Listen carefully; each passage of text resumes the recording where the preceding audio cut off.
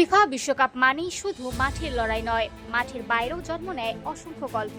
আর এবারের বিশ্বকাপে এমনই এক গল্পের নায়ক কোনো ফুটবলার নয়, বরং ছোট্ট ইতিহাস। প্রথমবারের মতো তিনটি দেশ যুক্তরাষ্ট্র, কানাডা এবং মেক্সিকো যৌথভাবে আয়োজন করছে ফিফা ফুটবল বিশ্বকাপ। প্রতিটি আয়োজক দেশের জন্য রয়েছে আলাদা অফিসিয়াল মাস্কট, কিন্তু মেক্সিকোতে এখন আলোচনার কেন্দ্রবিন্দুতে উঠে এসেছে এক অনানুষ্ঠানিক তারকা, যার নাম মেরলিন। মেরলিন নামের একটি পোষা হাঁস, বিশেষভাবে তৈরি মেক্সিকোর জাতীয় দলের জার্সি ও ছোট মোজা পরে সবকিছুর শুরু গত সপ্তাহে বিশ্বকাপের উদ্বোধনী ম্যাচে দক্ষিণ আফ্রিকাকে 2-0 গোলে হারায় মেক্সিকো। জয়ের আনন্দে রাজধানী মেক্সিকো সিটির বিখ্যাত রিফর্মার অ্যাভিনিউতে ভিড় করেন হাজারো সমর্থক। ঠিক সেই সময় জনসমুদ্রের মাঝখানে ঘুরে বেড়াতে দেখা যায় জার্সি পরা মেরলিনকে। উপস্থিত দর্শকরা মোবাইলে ভিডিও ধারণ করে সামাজিক যোগাযোগ মাধ্যমে ছড়িয়ে দেন, আর মুহূর্তের মধ্যে ভাইরাল হয়ে যায় সেই ভিডিও। এরপর থেকেই ভক্তদের মধ্যে শুরু হয় নতুন দাবি। অনেকেই বলছেন বিশ্বকাপ চলাকালে মেরলিনকে মেক্সিকোর অনানুষ্ঠানিক মাস্কট হিসেবে স্বীকৃতি দেওয়া উচিত। মেরলিনের মালিক কার্লা গোমেজ জানান, তিনি তার ছেলে ক্রিস্টিয়ানকে নিয়ে মেক্সিকো সিটির রাস্তায় পানীয় বিক্রি করেন।